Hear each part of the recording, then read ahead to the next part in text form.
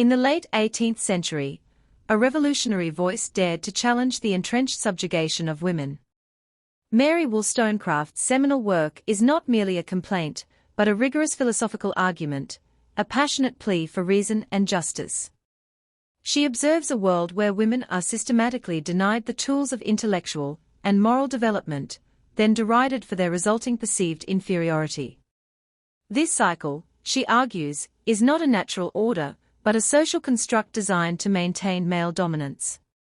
The consequences are dire, corrupting not only individual women and men, but the very fabric of society, poisoning marriages, stunting child-rearing, and wasting human potential.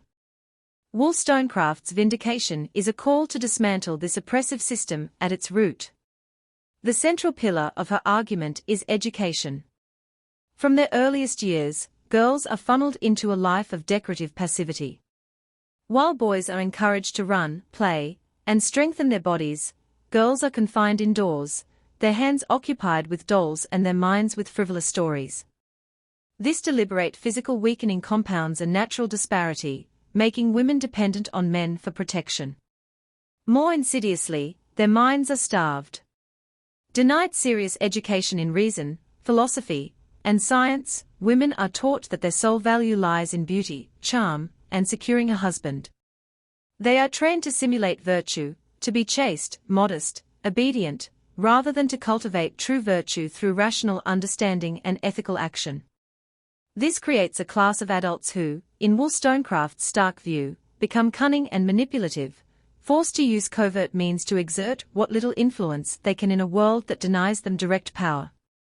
This state of enforced weakness, Wollstonecraft contends, is meticulously upheld to enable oppression. Men, whether acting as tyrannical bullies or patronizing protectors, benefit from a system that keeps women as agreeable companions and sexual objects. By defining femininity as the antithesis of strength and deep intellect, any woman who displays these masculine traits is deemed unnatural. The result is a tragic distortion of character. Women, pitted against each other in competition for male approval, often become each other's enemies rather than allies.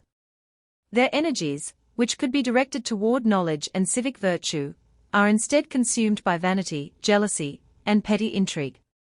This corrupted dynamic, Wollstonecraft insists, is then used by men to justify their contempt and harsh treatment, creating a vicious, self-perpetuating circle of disrespect. The damage of this inequality extends profoundly into the most intimate human relationships. Marriage, as practiced in her time, is often a hollow institution. A man views his wife as a servant for his pleasure, a manager of his household, or a fashionable accessory, rarely as a rational friend and equal partner. Without a shared intellectual foundation, romantic love inevitably fades, leaving boredom and estrangement. Men seek diversion in affairs or the company of prostitutes, while wives, lacking genuine power, resort to manipulation and deceit to maintain security. Wollstonecraft envisions a transformative alternative, friendship between spouses.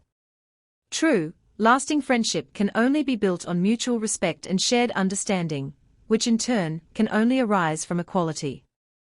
If women were educated to be rational, virtuous companions, marriages would become partnerships of the mind and soul, fostering fidelity, deep affection, and shared purpose. Ultimately, Wollstonecraft's case transcends the individual and reaches the societal.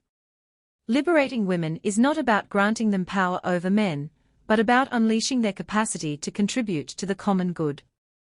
An educated woman becomes a better mother, capable of guiding her children's intellect and character, breaking the cycle of frivolity and malice for the next generation. She can raise sons who respect women and daughters who expect respect. Furthermore, society squanders half its talent by barring women from meaningful professions. Imagine, Wollstonecraft suggests, if women could become doctors, improving public health and saving infant lives with knowledge, such as the benefits of breastfeeding. A nation that educates and respects its women creates stronger families, more virtuous citizens, and a more advanced civilization. Her Vindication is, therefore, a blueprint for a more rational and humane world, where the partnership of equal sexes leads to universal progress.